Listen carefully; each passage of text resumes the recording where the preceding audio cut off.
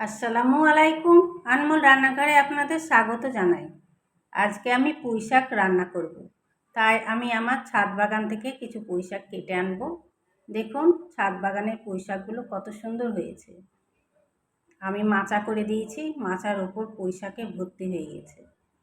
এবার যে ডালগুলো বড় বড় হয়ে গেছে সেই ডাল থেকে আমি কিছু ডাল কেটে নেব।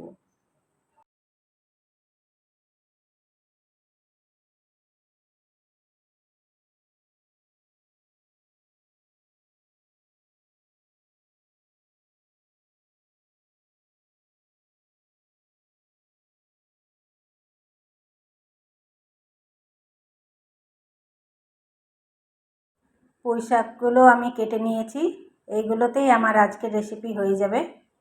এবার আমি পুঁই শাকগুলোকে ছোটো ছোটো টুকরো করে কেটে ভালো করে ধুয়ে নিয়েছি। আর একটি পেঁপে নিয়েছি, পেঁপেটাও আমি ছোটো ছোটো টুকরো করে কেটে ধুয়ে নিয়েছি।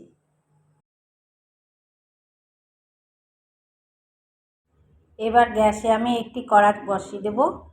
কড়াটি গরম হলে আমি তাতে দিয়ে দেব 4 টেবিল চামচ সরিষার তেল।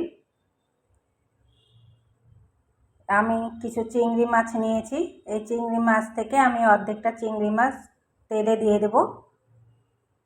তেলে আমি কিছুক্ষণ চিংড়ি মাছটা ভেজে নেব।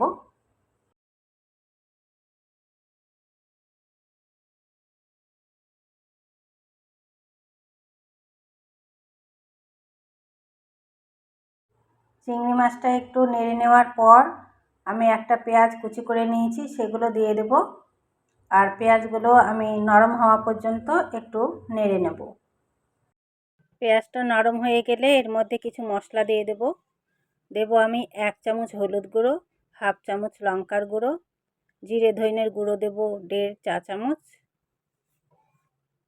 হাফ চামচ দেব কাশ্মীরি লঙ্কার গুঁড়ো, দেব স্বাদ মতো লবণ। মশলাগুলো যাতে পুড়ে না যায় তার জন্য সামান্য একটু জল দিয়ে দেব। আর দেব আমি 2 চা চামচ আদা রসুন বাটা।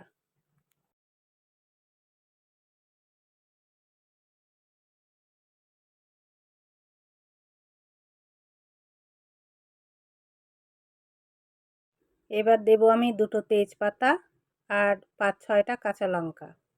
এরপর আমি মশলাটাকে ভালো করে কষিয়ে নেব।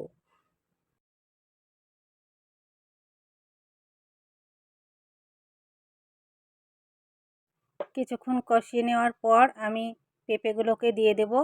এরপর পেঁপেগুলোও আমি মশলার সঙ্গে একটু কষে নেব।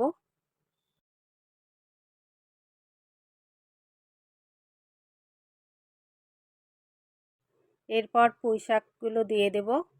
পুঁই শাকগুলো দেওয়ার পর আমি আরও কিছুক্ষণ কষিয়ে নেব।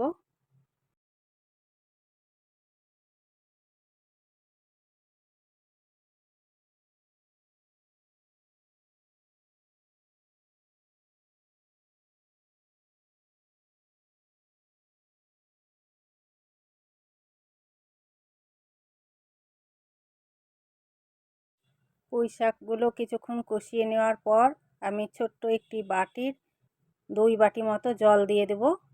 এরপর আমি ঢাকনা দিয়ে কিছুক্ষণ রান্না করে নেব।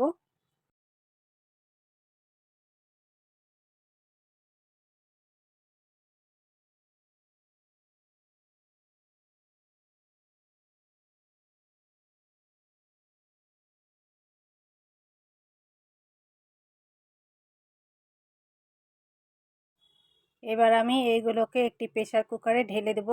প্রেসার কুকারে দিলে এগুলো খুব তাড়াতাড়ি সেদ্ধ হয়ে যাবে। আর কড়াইয়ে একটু টাইম লাগবে, সেই জন্য আমি তাড়াতাড়ি করার জন্য প্রেসার কুকারে ঢেলে দিলাম সেদ্ধ করে নেওয়ার জন্য।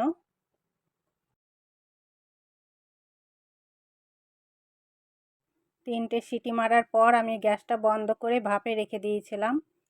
এবার আমি দেখে নেব আমার পেঁপে পুঁই শাক সবই সেদ্ধ হয়ে গেছে ভালোভাবে। এবার এইগুলোকে আমি আবার সেই কড়াইয়ে ঢেলে নেব। এবার যে একটু জল আছে সেই জলটা আমি এই কড়াইয়ে মেরে নেব। এই সময় একটু লবণটা দেখে নেব ঠিকঠাক আছে কিনা। আমার মনে হলো লবণটা একটু লাগবে, তাই আমি আরও একটু লবণ দিয়ে দিলাম।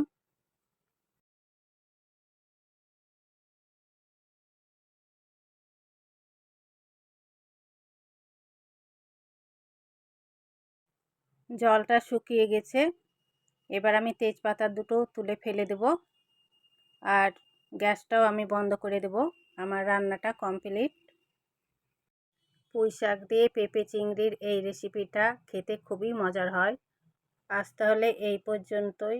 Bye bye.